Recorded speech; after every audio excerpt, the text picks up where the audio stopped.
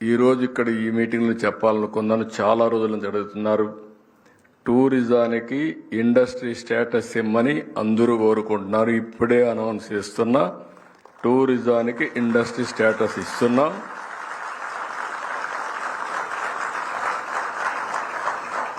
ఇప్పుడే మా మంత్రికి మా సెక్రటరీకి చెప్తున్నాను. తొందరలోనే ఒక ప్రత్యేకమైన పాలసీ కూడా రూపకల్పన చేస్తాం. హోటల్ ఇండస్ట్రీ కూడా చెప్తున్నా, మీ మీద దాడులు ఉండవు. మీరు కూడా చేయాల్సిన పని సిన్సియర్గా చేయండి, నీతి నిజాయితీగా చేయండి, ఆశపడకుండా చేయండి. పక్క రాష్ట్రంలో 1 గంట వరకు ఉంటే హోటల్స్ అన్ని ఇక్కడ 10 గంటలకో 9:30కు వచ్చి పోలీసులు లేనిపోని సమస్యలు క్రియేట్ చేస్తున్నారు. ఇంత మునిపే జీవో ఇచ్చాను టూరిజం కోసం. 12 గంటల వరకు హోటల్స్ రన్ చేసుకునే అవకాశాన్ని కూడా కల్పిస్తాం. అదే సమయంలో మీరు ఎవ్వరూ భయపడక్కర్లేదు. యాంటీ సోషల్ ఎలిమెంట్స్ మాత్రం ఉండడానికి వీల్లేదు. ఎక్కడ కూడా గంజాయి ఉండదు, లేకపోతే డ్రగ్స్ ఉండవు. ఒకవేళ ఎక్కడన్నా డ్రగ్స్ ఉంటే మాత్రం అదే లాస్ట్ డే అవుతుంది. మొత్తం సీసీటీవీ కెమెరాలు కూడా ఎక్కువ పెడుతున్న రాష్ట్రం మొత్తం. యాంటీ సోషల్ ఎలిమెంట్ ఎవడైనా ఇంట్లో నుంచి బయలుదేరి వస్తే అతన్ని ట్రాక్ చేసే మెకానిజం కూడా పెట్టి లా అండ్ ఆర్డర్ మెయింటైన్ చేస్తాం. అదే సమయంలో ఒక ప్రశాంతమైన వాతావరణాన్ని క్రియేట్ చేసి టూరిజాన్ని ప్రమోట్ చేయడానికి పూర్తి స్వేచ్ఛనిస్తామని చెప్పి కూడా నేను మీకు తెలియజేస్తున్నా. గవర్నమెంట్ ఆఫ్ ఇండియా ఇచ్చే డబ్బులు తీసుకుంటాం, మనం ఇచ్చే డబ్బులు పెడతాం. PPP model, public private partnership. ఇంకా ముందుకు పోగలిగితే పబ్లిక్ ప్రైవేట్ పీపుల్స్ పార్ట్నర్షిప్ కూడా తీసుకొని, ఇప్పుడు కొత్తగా మీరు చూస్తే ఎయిర్ బిఎన్బి, ఇల్లు వీళ్ళది, గెస్ట్లు వాళ్ళు తీసుకొస్తారు. ఆ ఇంట్లో ప్రొఫెషనలిజం. ఇప్పుడు ఇల్లు కట్టారు, మంచి ఇల్లు, ఆ ఇంట్లో ఎవరూ లేరు, మీరు ఎవరికి ఇవ్వరు. దీనివల్ల ఇల్లు కూడా చెడిపోతుంది. అలాంటి ఒక ఇల్లు కూడా మీకు ఒక ఆస్తి కింద, ఒక భూమే కాదు, ఒక ఫ్యాక్టరీయే కాదు, ఒక హోటలే కాదు, ఇల్లు కూడా డబ్బులు సంపాదించే మార్గం ఉంటుంది. మా సెక్రటరీకి అది చెప్పే ఇలాంటి వ్యవస్థలు చాలా ఉన్నాయి. Bring them as partners. గ్రామీణ ప్రాంతాల్లో వారసత్వంగా వచ్చిన ఇండ్లు, బ్యూటిఫుల్ హౌసెస్ ఉన్నాయి. ప్రపంచం మొత్తం బిల్డింగ్లో ఉండి ఉండి అలవాటైపోయి ఇప్పుడు బోరు కొట్టి పల్లెటూరులో పల్లెటూరి వాతావరణం చూడాలని చెప్పి చాలా మందికి కోరిక ఉంది. అలాంటప్పుడు మంచి ఇల్లు కానీ అక్కడ ఉంటే నేరుగా టూరిజానికి వచ్చే అవకాశం ఉంటుంది. అలాంటి ఎంప్లాయ్మెంట్ క్రియేట్ చేసే అవకాశం వస్తుంది.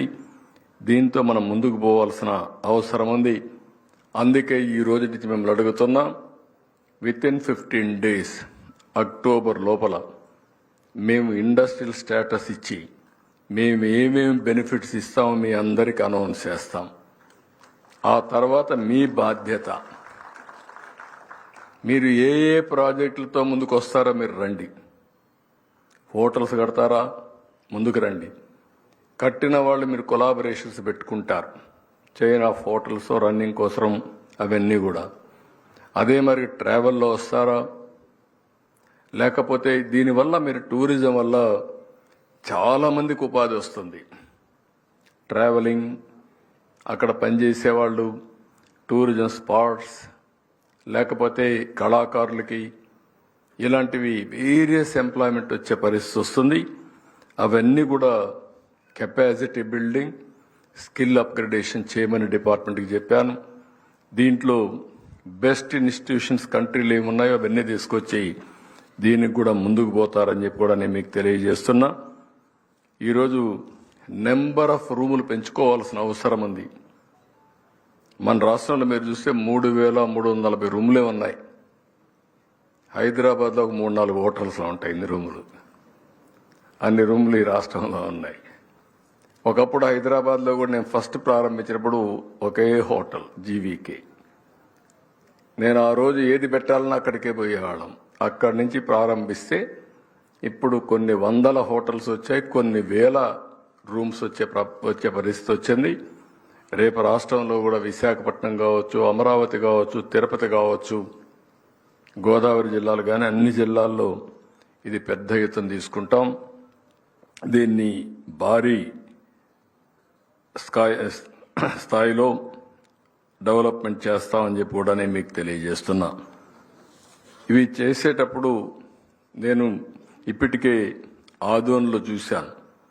ఇప్పుడే 100 కోట్ల రూపాయల పెట్టుబడితో 5 star hotel Vimala regency NRI వాళ్ళు ఊరు డెవలప్మెంట్ చేయడం కోసం 3.8 ఎకరాలు నిర్మించిన 5 స్టార్ హోటల్ 250 మందికి ఉద్యోగాలు కల్పించే పరిస్థితి వస్తుంది. కనీసం ఆదోనికి పోతే ఒకప్పుడు ఎప్పుడెప్పుడు అక్కడి నుంచి వచ్చేయాలని ఉండేది. కనీసం ఇప్పుడు ఒక రాత్రి అక్కడ ఉండే వసతి కల్పించినటువంటి ఆ విమల రెజెన్సీ మేనేజ్మెంట్ని మనస్ఫూర్తిగా అభినందిస్తున్నా. పెట్టుబడులు పెట్టే వాళ్ళందరికీ ఇది ఒక అవకాశం. కంగ్రాచులేషన్స్ అమ్మా, మనస్ఫూర్తిగా అభినందనలు. పెట్టుబడులు పెట్టే వాళ్ళకి ఇది ఒక అవకాశం. అలాంటి వాళ్ళందరూ ముందుకు రండి. ఇది రేట్ ఆఫ్ రిటర్న్స్ కూడా బాగుంటాయి. మళ్ళీ ఒకసారి చెప్తున్నా, టూరిజంలో తక్కువ పెట్టుబడితో ఎక్కువ ఆదాయం సంపాదించే పరిస్థితి వస్తుంది. టూరిజంలో తక్కువ పెట్టుబడితో ఎక్కువ ఉద్యోగాలు వచ్చే అవకాశం వస్తుంది. టెక్నాలజీ బాగా హ్యాండీగా తయారైంది. ఒకప్పుడు నేను సెల్ ఫోన్ గురించి మాట్లాడితే అందరూ నన్ను ఎగతాళి చేశారు, తిండి పెడుతుందా అని మాట్లాడారు. ఇప్పుడు సెల్ ఫోన్ అనేది తిండి పెట్టడం కాదు. సెల్ ఫోన్ లేకపోతే ఎవరు ఉండలేం.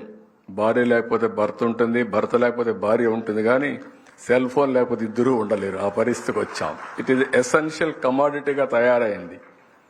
దాంట్లో కూడా ఒక ఇది ఉంది, సెల్ ఫోన్ ఉంటే వర్చువల్గా అన్ని పనులు మీరు చేసేసుకోవచ్చు.